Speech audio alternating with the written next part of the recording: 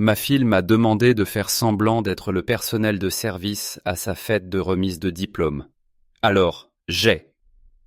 La requête, quand elle est arrivée, n'a pas été présentée avec un théâtral déploiement de cruauté. C'était pire. C'était désinvolte, glissé dans une conversation sur les canapés et les arrangements floraux avec le même ton léger qu'elle utiliserait pour me demander de passer le sel. Nous étions au téléphone, un rituel hebdomadaire que je chérissais et qu'elle, je commençais à le soupçonner, supportait. J'étais dans mon atelier. L'odeur des copeaux de cèdre et du white spirit collant à mes vêtements comme une seconde peau. Mes mains, tachées de noyer foncé et calleuses après des décennies à façonner le bois, tenaient le téléphone contre mon oreille. « Alors, pour la fête, papa, » a dit Jessica, sa voix un peu trop enjouée. « Les parents de Brandon seront là, bien sûr, et son grand-père, le juge. Tu sais. » Je savais, j'entendais parler de la prestigieuse famille de son fiancé, Brandon, depuis presque un an. La façon dont elle disait « le juge » portait toujours un poids particulier, comme si le titre lui-même était un artefact rare et fragile. Bien sûr, ma chérie. Je ne manquerai ça pour rien au monde, ai-je dit, un sourire dans la voix. Je l'imaginais avec sa toque et sa robe, le point culminant de 4 années de dur labeur. Mon dur labeur surtout, mais je n'y avais jamais pensé en ces termes. C'était juste ce qu'un père faisait. Oui. Bon. À ce propos. Elle a hésité, et dans cette courte poche de silence, une crainte froide a commencé à se répandre dans mon estomac. Tu sais comment ils sont. Un peu formels, un peu pointilleux sur les apparences. J'ai attendu, mes jointures blanchissant tandis que je serrais le téléphone. Le bourdonnement rythmique de la scie circulaire dans le coin de l'atelier a soudain semblé assourdissant. C'est juste, tu sais, avec tous leurs amis du club et les associés du cabinet d'avocats qui viennent, c'est un public très spécifique. Viens-en au fait, Jessie, ai-je dit, ma voix plus calme que je ne l'aurais voulu. Elle a pris une inspiration. Je me disais, et s'il te plaît, ne te fâche pas. Ce serait peut-être plus simple pour tout le monde si tu te fondais dans la masse, avec le personnel. Les mots sont restés en suspens entre mon atelier dans un coin tranquille de l'État et son appartement chic en ville, à des centaines de kilomètres de là. Se fondre dans la masse avec le personnel. J'ai baissé les yeux sur mes mains. Ses mains avaient construit le berceau dans lequel elle dormait bébé.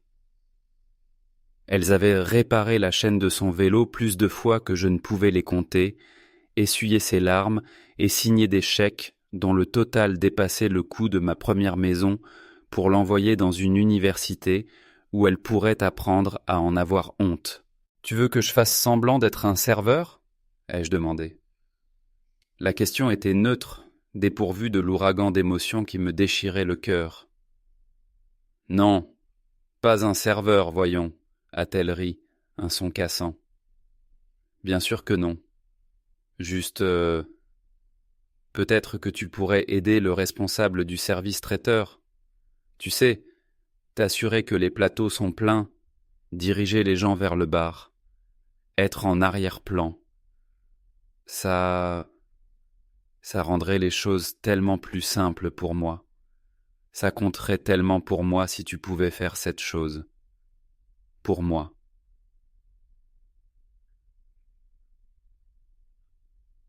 Pour elle. Chaque sacrifice, chaque journée de 16 heures, chaque vacances manquées, chaque sou investi dans son éducation et son avenir avait été pour elle. Et maintenant, à la ligne d'arrivée, elle me demandait une chose de plus. De m'effacer. De devenir un fantôme à la célébration de la vie que j'avais bâtie pour elle. Je vois, ai-je dit. Ma gorge était serrée, comme remplie de sciure de bois. « Laisse-moi y réfléchir, Jessica. » Je te rappellerai. J'ai raccroché avant qu'elle ne puisse répondre. J'ai posé le téléphone sur mon établi, à côté d'un cheval à bascule à moitié terminé que je fabriquais pour le premier petit enfant d'un client. J'ai regardé le bois, les 12 courbes amples que j'avais patiemment sculptées et poncées. Pendant longtemps, c'est tout ce que j'ai fait. Je suis resté là, les particules de poussière dansant dans la lumière oblique de l'après-midi, et j'ai senti les 22 dernières années de ma vie se reconstruire en une image d'une clarté profonde et dévastatrice. Je n'étais pas son père, j'étais son fournisseur, un fonctionnaire, et ma fonction était maintenant achevée. Le silence dans l'atelier était une chose vivante. Il me pressait, amplifiant les battements frénétiques dans ma poitrine. Je me suis laissé tomber sur un tabouret bas, le cuir usé soupirant sous mon poids. Mon regard a erré dans l'espace qui avait été mon sanctuaire et mon moteur pendant tant d'années. Les murs étaient tapissés d'outils, chacun étant une histoire, les lourds ciseaux allemands que mon propre père m'avait donnés. Les scies japonaises que j'avais économisées pendant 6 mois pour les acheter, leurs dents toujours terriblement tranchantes. L'air contenait la sainte trinité des odeurs, le bois, l'huile et la sueur. C'était l'endroit où j'avais versé tout mon sang dans un seul but clair, donner à Jessica une vie libérée du labeur physique qui définissait la mienne. J'ai rencontré sa mère, Sarah, quand Jessica avait à peine 4 ans. J'étais un jeune veuf, encore vidé par la perte de ma première femme, emporté par une maladie rapide et cruelle. Sarah était une mère célibataire qui cumulait 2 emplois pour subvenir à ses besoins et à ceux de Jessie, son sourire fatigué mais ses yeux pleins d'un amour féroce et protecteur pour sa fille. Jessica était une enfant timide et discrète, avec de grands yeux marrons qui semblaient embrasser le monde entier.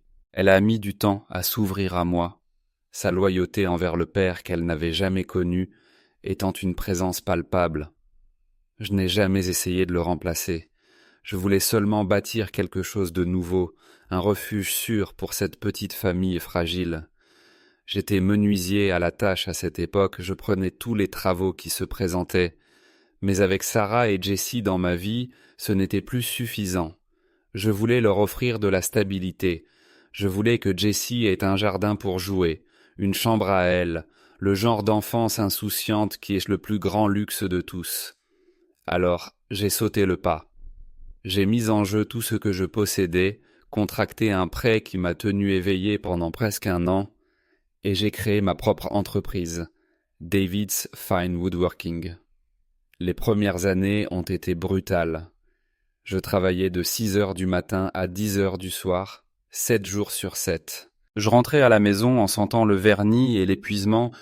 Je mangeais le dîner que Sarah m'avait gardé, puis je m'asseyais à la table de la cuisine pour esquisser des dessins ou travailler sur des devis jusqu'à ce que mes yeux me brûlent. Mais cela en valait la peine. Je me souviens du jour où j'ai appris à Jessie à faire du vélo sans roulette dans le parc. Elle avait 6 ans, avec ses jambes maigres et ses genoux écorchés, terrifiée à l'idée de lâcher prise.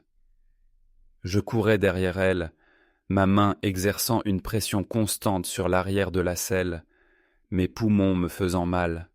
« Je n'y arrive pas, David !» criait-elle, vacillant dangereusement. « Si, tu peux, » répondais-je, haletant. « Je suis là, je ne te laisserai pas tomber. » Et puis, il y a eu ce moment magique où j'ai lâché prise et elle a continué. Elle a pédalé sur 3, puis 6 mètres, son visage affichant un parfait mélange de choc et d'euphorie. Elle a regardé par-dessus son épaule, ses yeux grands ouverts de triomphe. « J'y arrive !» a-t-elle crié. À cet instant, l'épuisement de mes semaines de travail de 70 heures s'est évanoui.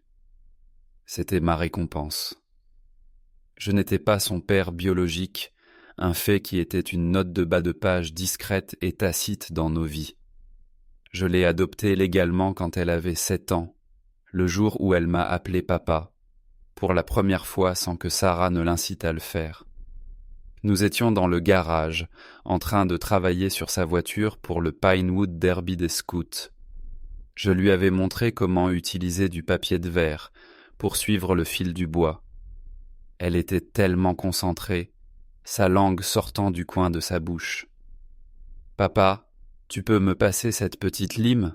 a-t-elle demandé sans lever les yeux. Le mot était si naturel, si spontané. J'ai dû me détourner un instant pour me ressaisir. J'ai ressenti un sentiment de justesse dans le monde qui était aussi solide et réel que le bloc de pain dans ses petites mains. À mesure que l'entreprise se développait, les opportunités que je pouvais offrir augmentaient également. Nous avons déménagé dans une plus grande maison, dans un meilleur district scolaire. Lorsque Jessie a montré des aptitudes pour les études, nous avons opté pour une école secondaire privée. Les frais de scolarité s'élevaient à 25 000 $ par an, une somme astronomique qui a fait sursauter Sarah. « David, pouvons-nous vraiment nous le permettre ?» a-t-elle demandé, les sourcils froncés d'inquiétude. J'ai étalé les chiffres sur la table de la salle à manger. « Ce sera juste, » ai-je admis. Je vais devoir accepter cette grosse commande de bibliothèque, et nous devrons reporter le remplacement du camion de quelques années. Mais regarde leur programme scientifique. Elles le méritent.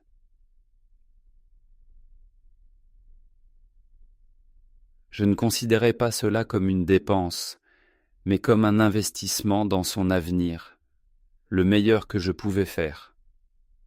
Puis est venue l'université. Elle a été admise dans une prestigieuse école de commerce à 3 États de chez nous. Le coût total pour les 4 années, y compris les frais de scolarité, la chambre, la pension et les livres, s'élevait à un peu plus de 200 000 $. Nous l'avons fait asseoir et je lui ai montré les chiffres. « Jessie, ai-je dit, c'est beaucoup d'argent. Mais nous allons y arriver. Tu n'auras pas à contracter un seul prêt. Je veux que tu te concentres sur tes études, sur ton avenir. Ta mère et moi allons nous en occuper. » Elle a pleuré et m'a serré dans ses bras, sa gratitude étant un baume chaleureux et rassurant. « Merci, papa, » a-t-elle murmuré. « Je ne te décevrai pas. » Et elle ne l'a pas fait, pas sur le plan scolaire. Elle a figuré sur la liste d'honneur du doyen à chaque semestre. Mais un changement subtil a commencé lors de sa 2e année, l'année où elle a rencontré Brandon. Il venait d'une famille aisée, une famille de médecins et de juges qui vivaient dans un monde de clubs de golf et d'étés européens. Quand elle l'a ramené à la maison pour Noël, j'ai pu voir notre vie confortable de classe moyenne à travers ses yeux. Mon atelier, qui était autrefois une source de fierté pour elle, est soudainement devenu le cabanon derrière la maison. Mes mains calleuses étaient un sujet de léger amusement. « Ton père fabrique réellement des choses, » a-t-il dit à Jessie, comme si j'étais un figurant historique pittoresque. Jessie a ri, d'un rire forcé et aigu. « Je sais, n'est-ce pas rustique ?» a-t-elle répondu.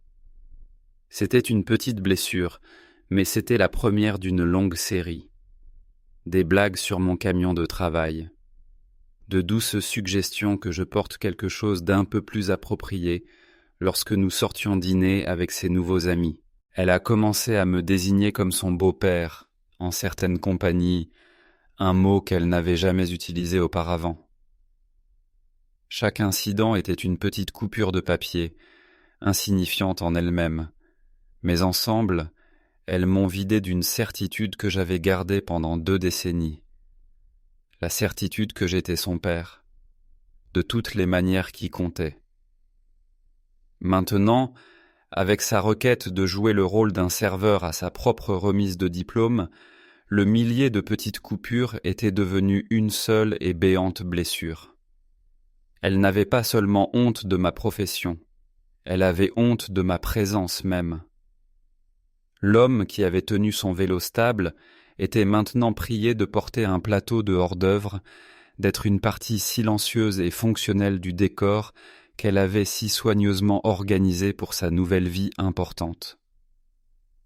La petite fille dont le triomphe était le mien avait été remplacée par une étrangère qui me voyait comme un obstacle à son ascension sociale. J'étais assis là, dans la poussière tranquille de mon atelier, et je pleurais la fille que j'avais perdue. Quelques jours passèrent dans une brume de politesse forcée. Je n'ai pas parlé à Sarah de l'appel téléphonique, pas au début. Je ne trouvais pas les mots. Comment dire à sa femme que la fille que vous avez tous les deux chérie vous considère comme un fardeau social, une tache bleue de travail sur sa vie parfaite et nouvellement riche? Je passais mes journées en pilote automatique, la fine poussière de mon travail recouvrant d'une couche rugueuse un sentiment croissant d'aliénation. Le grain du bois me semblait étranger sous mes doigts. La satisfaction que je trouvais habituellement dans un coin parfaitement assemblé, une surface lisse et poncée, s'était évaporée, remplacée par un vide douloureux. Finalement, un tranquille mardi soir, Sarah me trouva dans le salon, fixant la cheminée froide. Elle s'assit à côté de moi sur le canapé, sa main trouvant la mienne. Son contact, d'habitude un réconfort, me semblait être une ancre me ramenant à une réalité que je voulais fuir. « David, qu'est-ce qu'il y a ?» demanda-t-elle doucement. « Tu es à des kilomètres d'ici toute la semaine. Est-ce à propos de la remise de diplôme de Jessie? Es-tu inquiet du dernier versement des frais de scolarité ?»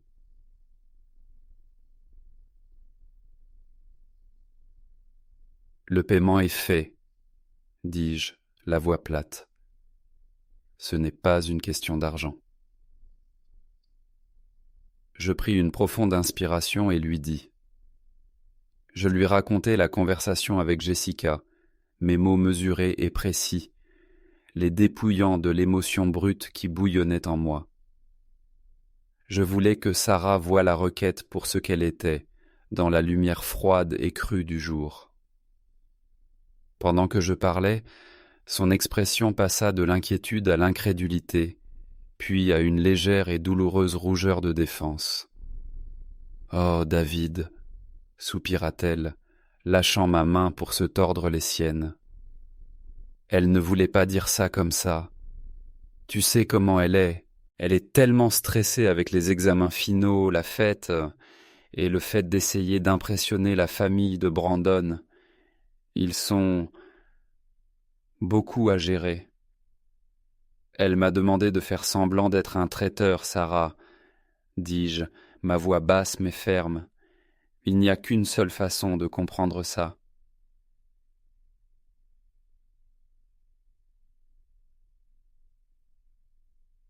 Elle l'a encore appelé le juge, n'est-ce pas?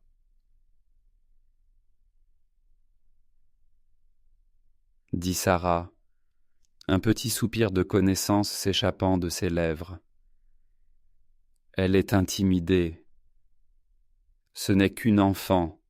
Elle veut que tout soit parfait. Elle a peur qu'il la regarde de haut, qu'il nous regarde de haut.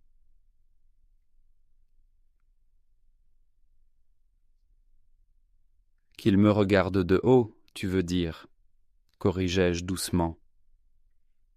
Ils ne te regarderont pas de haut, toi. Tu es une enseignante à la retraite.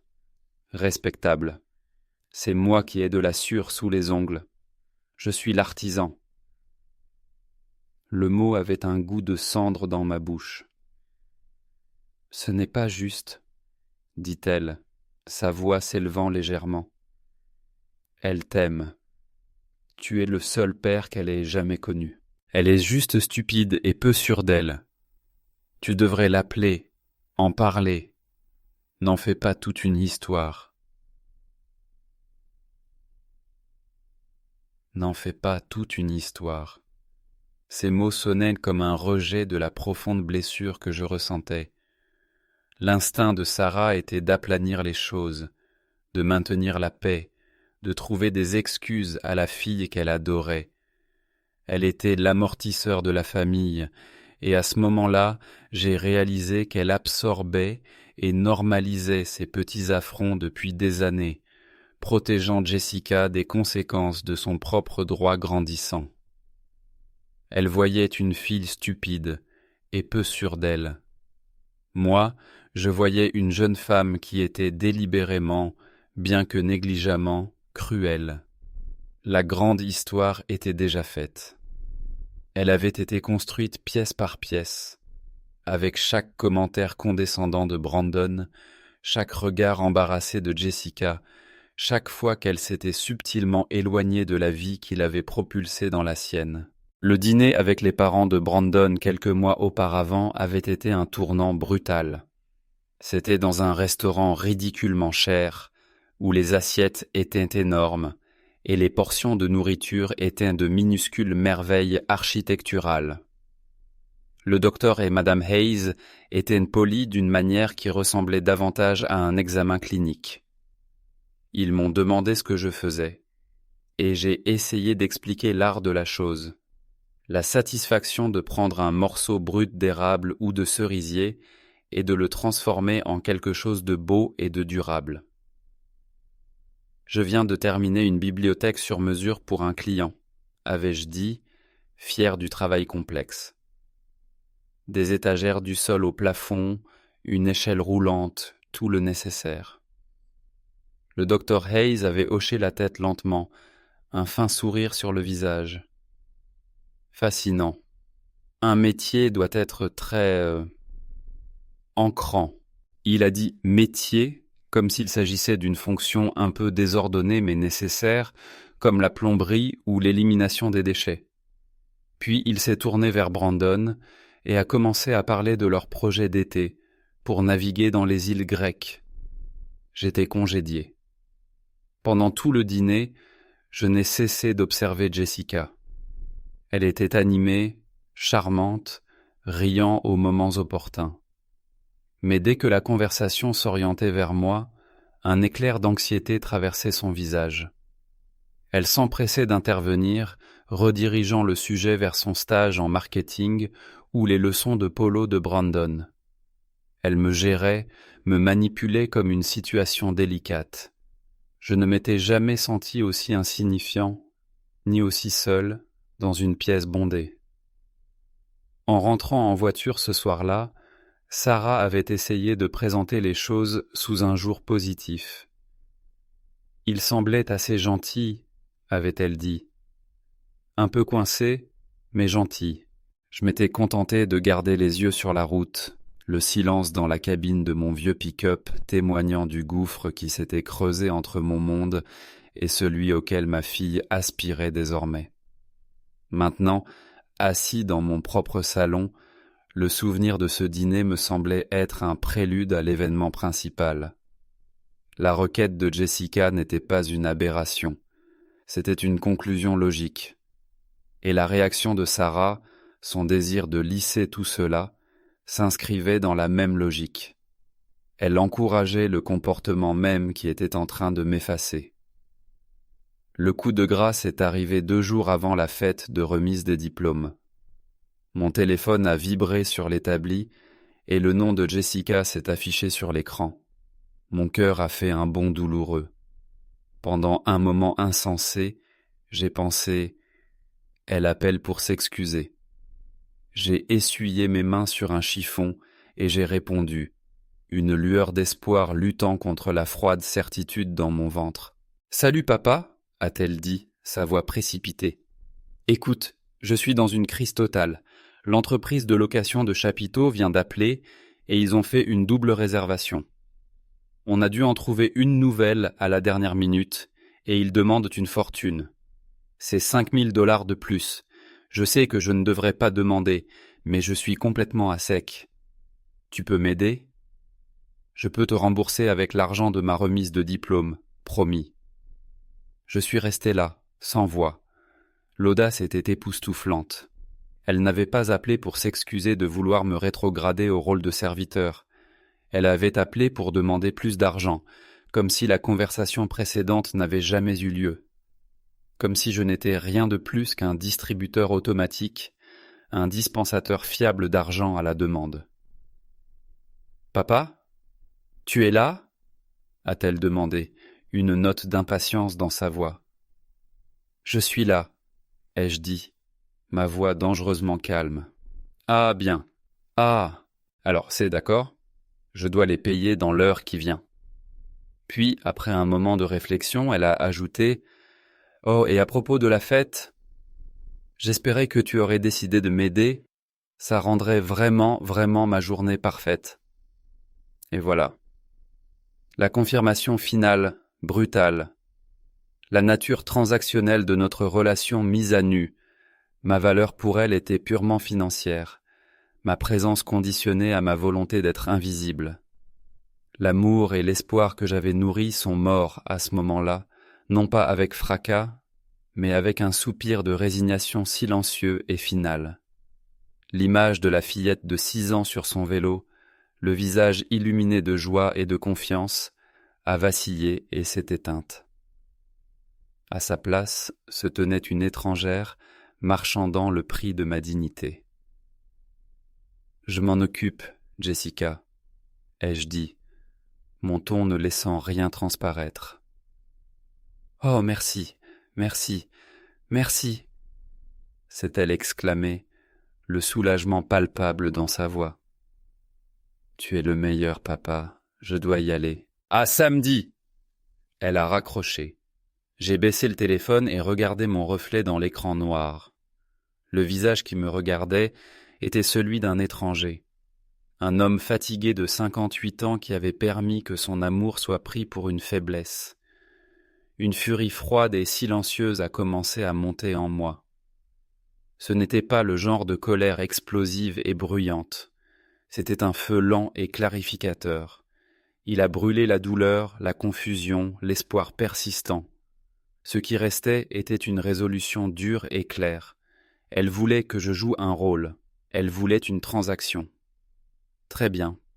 Je lui en donnerai une. Je rendrai sa journée parfaite. Je lui donnerai exactement ce qu'elle méritait. Le lendemain matin, je ne suis pas allé à mon atelier. Au lieu de cela, j'ai mis une chemise propre et je suis allé à la banque. C'était un bâtiment solide et ancien, en briques et en granit, un lieu de transaction tranquille et de réalité sobre. J'ai contourné les guichets et je suis allé directement au bureau du directeur de la banque, un homme que je connaissais depuis près de 20 ans. Il avait approuvé le premier prêt risqué pour mon entreprise, me serrant la main et me souhaitant bonne chance. « David » a-t-il dit, se levant pour me saluer. « Ravi de vous voir. Que puis-je faire pour vous ?»« Je dois effectuer un retrait important, Marc, » ai-je dit, m'asseyant en face de son grand bureau en acajou, une pièce, me suis-je rappelé avec une pointe d'ironie, que je lui avais construite il y a une décennie. Et j'aurais besoin de 2 chèques de banque. Je lui ai indiqué les montants. Le premier était de $5 000, le montant que Jessica avait demandé pour l'urgence de la fête. Marc a acquiescé, saisissant les chiffres dans son ordinateur sans commentaire. Puis je lui ai indiqué le montant du deuxième chèque. $100 000, ai-je dit, les mots semblant lourds et définitifs. Marc a cessé de taper. Il a levé les yeux vers moi par-dessus ses lunettes de lecture, son expression étant celle d'une surprise polie mais claire. « $100 000, a-t-il répété lentement. C'est une somme considérable, David. Tout va bien ? Tout s'éclaire enfin, dis-je, esquissant un sourire dont je suis sûr qu'il n'atteignait pas mes yeux. C'est un cadeau de remise de diplôme. Il soutint mon regard un instant, une lueur de compréhension dans les yeux. Il connaissait mon histoire, savait combien j'avais travaillé dur, combien j'adorais ma fille. Il ne posa pas de questions indiscrètes. Il se contenta d'acquiescer, ses mouvements efficaces et discrets. Bien sûr, je vous fais préparer ça tout de suite.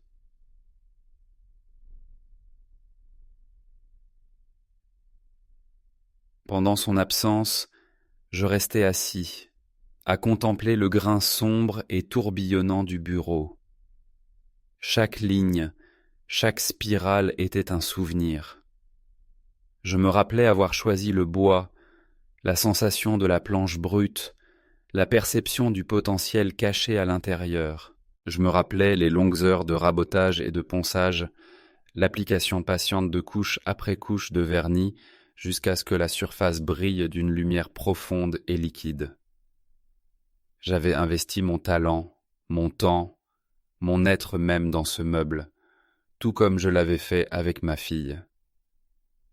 Le bureau, au moins, était resté ce qu'il était censé être. Avec les 2 chèques nets et d'apparence officielle glissés dans une simple enveloppe blanche, je rentrais chez moi en voiture. Je n'allais pas à la maison, mais à l'atelier. Là, je sortis une lourde boîte en bois d'une armoire fermée à clé. C'était ma boîte Jessica. À l'intérieur se trouvait une histoire soigneusement organisée de sa vie, ou du moins des parties que j'avais financées. Il y avait des dossiers pour tout. Les reçus des frais de scolarité de son lycée privé, année après année. Le calendrier de paiement détaillé de son université, montrant chaque virement un total grandiose de 212 450 $. L'acte de vente de sa première voiture, une berline sûre et fiable qui m'avait coûté 18 000 $. Les factures dentaires pour son appareil orthodontique, les factures pour les colonies de vacances, les cours de musique et un voyage en Europe avec sa classe de langue. Pendant l'heure suivante, je restais assis avec une additionneuse, de celles avec un rouleau de papier. Je comptabilisais méticuleusement les coûts. Je ne le faisais pas par dépit, ni pour créer une facture.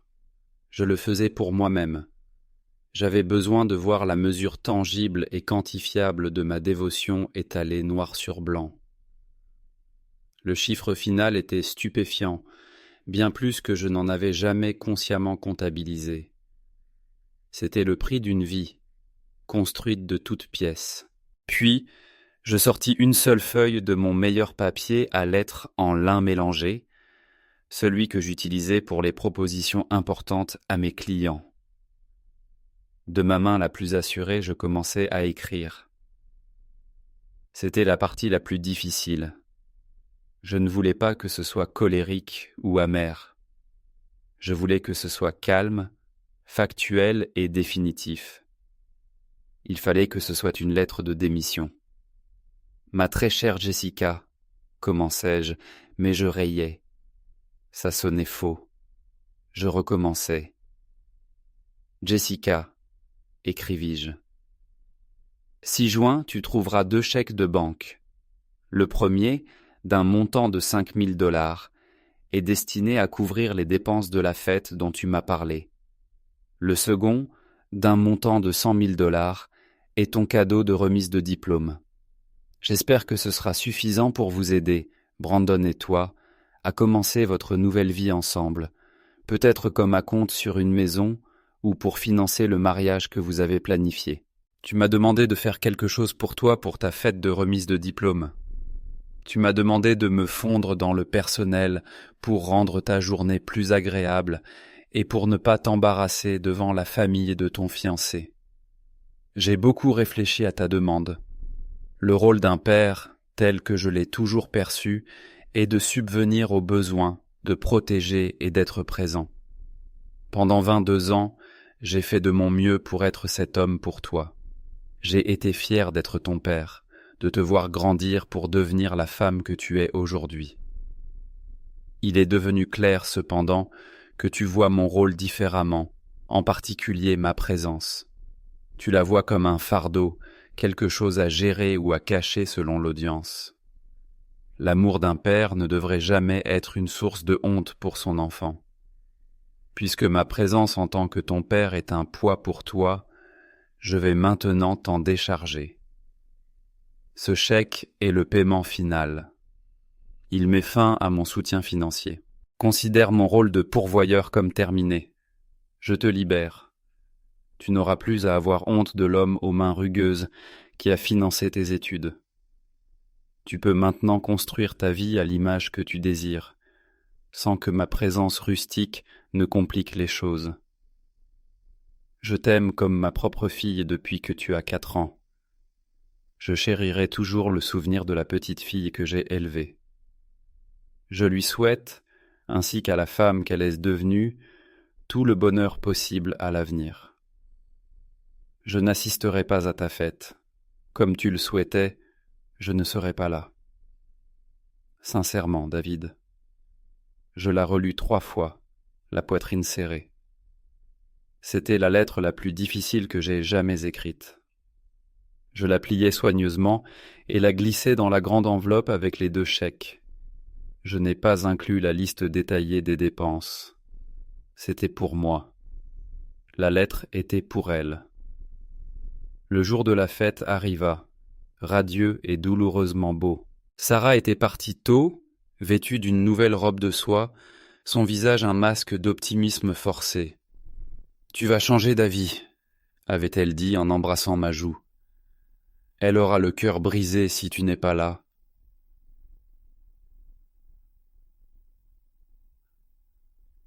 Je ne répondis pas. Vers 3 heures de l'après-midi, l'heure à laquelle la fête était censée commencer, j'ai enfilé un jean propre et un polo bleu marine sobre, ma tenue de tous les jours.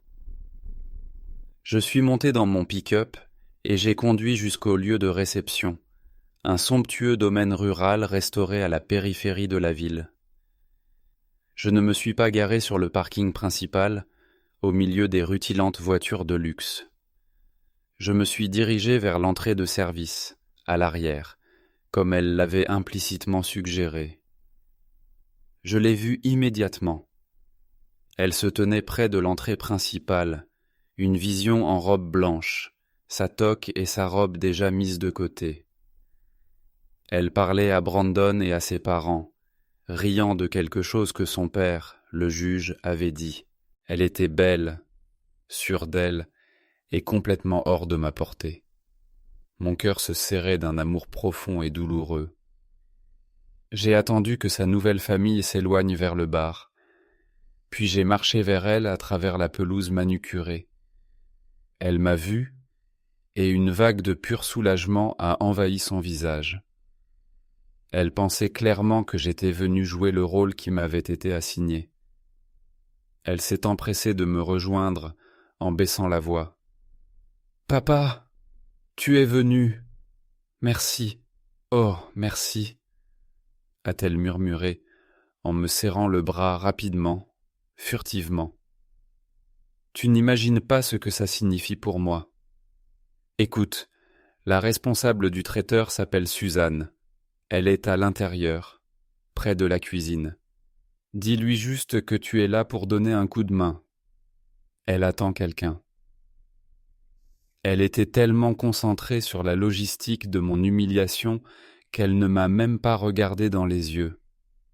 Elle n'a pas vu la profonde tristesse gravée sur mon visage. « Je ne suis pas venu faire ça, Jessica, » ai-je dit doucement. Son sourire s'est crispé. « Quoi ?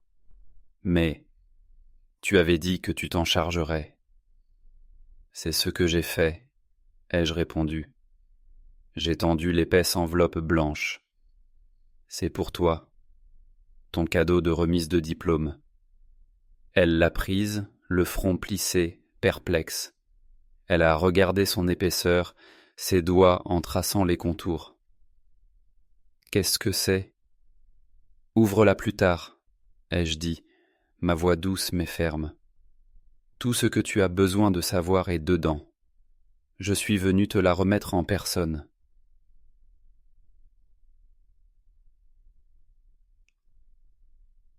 Je l'ai regardée une dernière fois, mémorisant le visage de la fille que je laissais partir. J'ai vu la fillette de 4 ans aux yeux timides, la petite fille de 6 ans sur son vélo, l'adolescente pleurant sur mon épaule à cause de son premier chagrin d'amour. Elles étaient toutes là, superposées sous le visage de cette ambitieuse étrangère. « Félicitations pour ta remise de diplôme, Jessie, ai-je dit. Je suis très fier du travail que tu as accompli. » Et sur ces mots, je me suis retourné. Je n'ai pas attendu qu'elle ouvre l'enveloppe. Je n'ai pas attendu les questions, la confusion, la colère que je savais qui suivrait. Je suis simplement parti. J'ai retraversé la pelouse verte impeccable, dépassé l'entrée de service, jusqu'à mon vieux pick-up fiable. Je suis monté, j'ai démarré le moteur, et je suis parti sans jeter un seul regard dans le rétroviseur. Avec chaque kilomètre que je mettais entre moi et cette fête, je sentais le poids écrasant de ces attentes s'alléger de mes épaules. C'était une amputation douloureuse, atroce, mais je savais, avec une certitude ancrée au plus profond de moi, que c'était le seul moyen de me sauver. Le trajet de retour a été flou. Je ne me souviens pas des routes que j'ai empruntées, ni des embouteillages dans lesquels je suis resté coincé. Mon esprit était un espace silencieux et vide, balayé par la tempête des derniers jours. Lorsque je suis finalement rentré dans mon propre allée, la maison était sombre et silencieuse. Sarah était encore à la fête. J'ai traversé les pièces vides et j'ai fini, comme toujours, dans mon atelier. Le parfum familier du bois et de l'huile était un réconfort, un rappel de qui j'étais quand je n'étais pas défini par quelqu'un d'autre. Les appels ont commencé environ 1 heure plus tard. Le premier était de Jessica. J'ai vu son nom clignoter sur l'écran et mon pouce a hésité au-dessus du bouton de réponse. Une partie de moi, la partie paternelle qui avait été conditionnée pendant 22 ans pour apaiser sa détresse, voulait décrocher. Mais l'homme qui avait écrit cette lettre, l'homme qui avait choisi sa propre dignité, l'a laissé sonner jusqu'à ce que ça bascule sur la messagerie vocale. Elle a rappelé immédiatement. Et encore. 7 fois au total en 15 minutes. Puis les SMS ont commencé à affluer, un barrage rapide de confusion, puis d'indignation.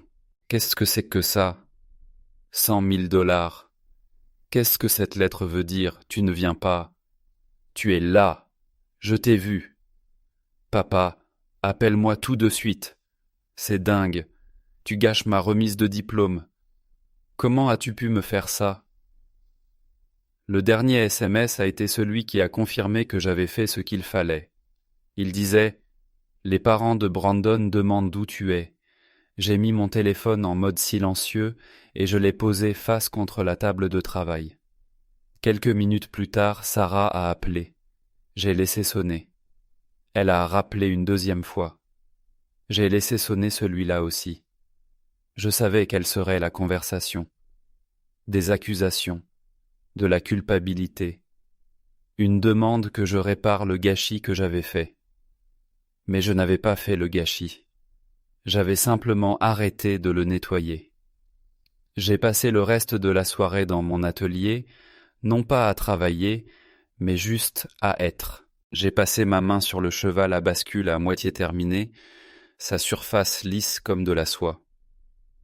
Je me reconnectais avec moi-même, avec le cœur de l'homme que j'étais avant que son identité ne s'en mêle avec l'ambition de quelqu'un d'autre. Sarah est rentrée à la maison aux alentours de minuit. J'ai entendu la portière de sa voiture claquer, et sa façon d'entrer à grandes enjambées dans la maison m'a tout dit. Elle est venue droite à l'atelier, allumant les néons crumes. Son visage était rouge, ses yeux flamboyaient d'un mélange de colère et de blessure. « Comment as-tu pu, David ?» commença-t-elle, la voix tremblante. « Comment as-tu pu faire ça à notre fille ? Le jour de sa remise de diplôme, de tous les jours, elle est complètement anéantie. Tu l'as humiliée. J'ai été humilié. dis-je d'une voix égale. On m'a demandé de venir à la fête de remise de diplôme de ma fille et de faire semblant d'être un employé parce que ma présence en tant que son père était une source d'embarras. J'ai choisi de ne pas accepter ces conditions. C'est une enfant. Elle était stressée et elle a dit une bêtise, une sacrée bêtise, rétorqua Sarah, les larmes aux yeux. Tu es l'adulte, tu es censé être plus grand, pardonner, pas ça, ce grand geste dramatique. Cette lettre, c'était tellement cruel. Était-ce plus cruel que sa requête ? Demandai-je, sincèrement curieux. J'ai fait exactement ce qu'elle voulait. Je lui ai donné une grosse somme d'argent et je me suis retiré de la fête. De toute évidence, j'ai rendu sa journée parfaite. Je l'ai juste fait à mes conditions. Le problème n'est pas ce que j'ai fait, Sarah. Le problème est que je ne suis plus disposé à être un partenaire silencieux dans ma propre disparition.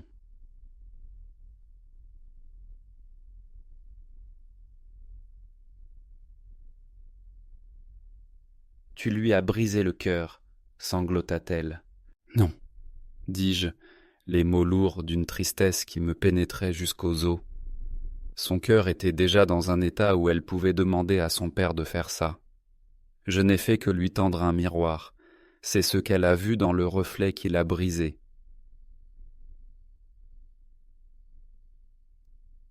Nous sommes restés dans une impasse, le fossé entre nous plus large qu'il ne l'avait jamais été.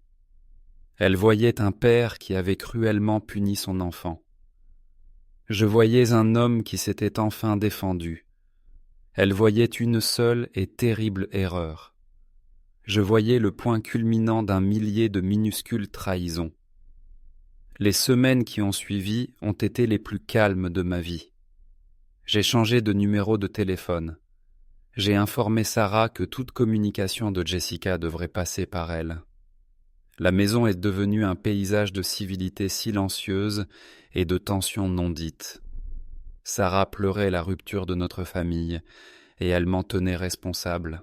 Je pleurais la perte de ma fille, mais je respirais aussi librement pour la première fois depuis des années. Je me suis investi à fond dans mon travail. L'atelier est redevenu mon refuge. La concentration qu'exigeait l'artisanat était un baume pour mon âme. Je n'étais plus seulement un pourvoyeur. J'étais un artisan, un créateur. J'étais moi-même.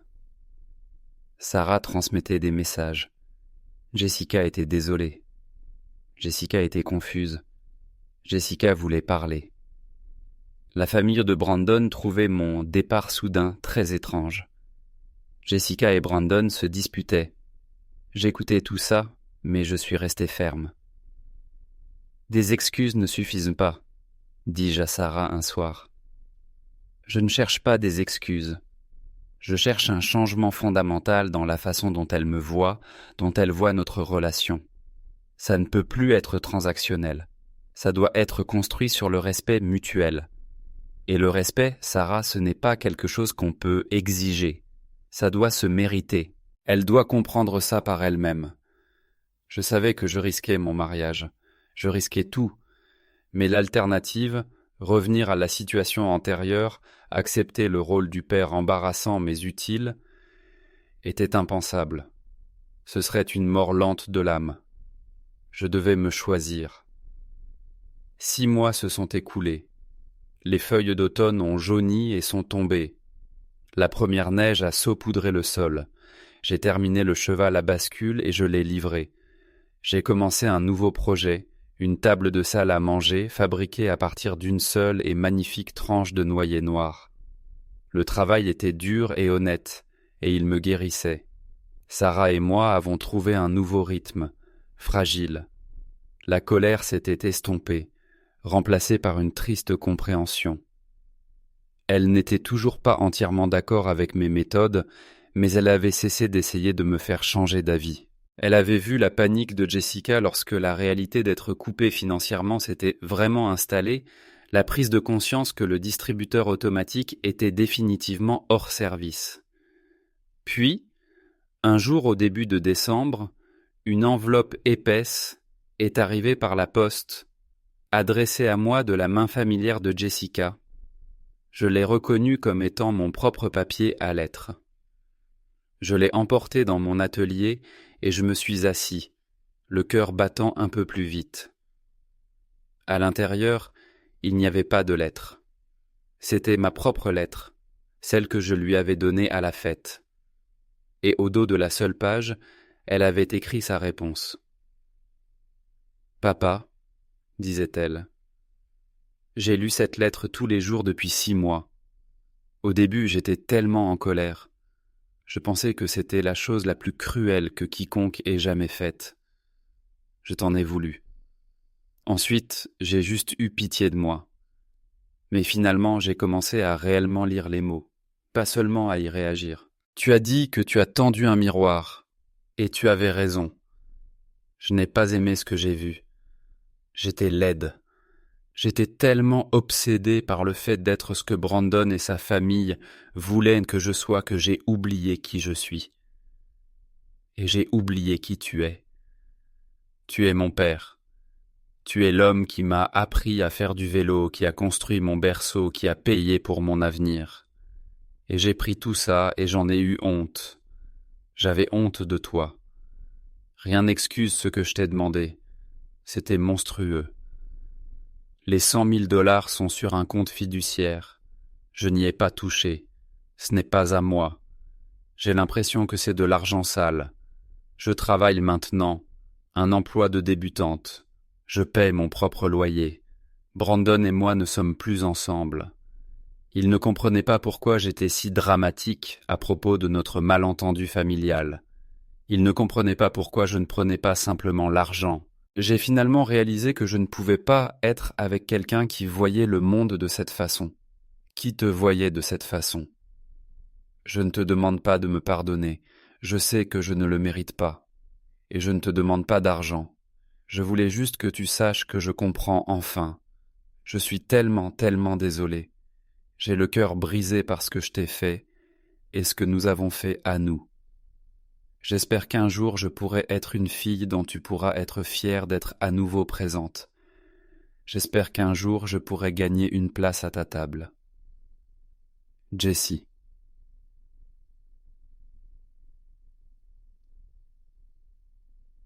J'ai plié la lettre et je l'ai posée sur mon établi. Des larmes coulaient sur mon visage, chaudes et silencieuses. Ce n'étaient pas des larmes de tristesse, ni même de joie. C'étaient des larmes de libération. Un barrage avait cédé. Ce n'était pas une fin de conte de fées. La profonde blessure resterait toujours une cicatrice. Mais c'était un commencement.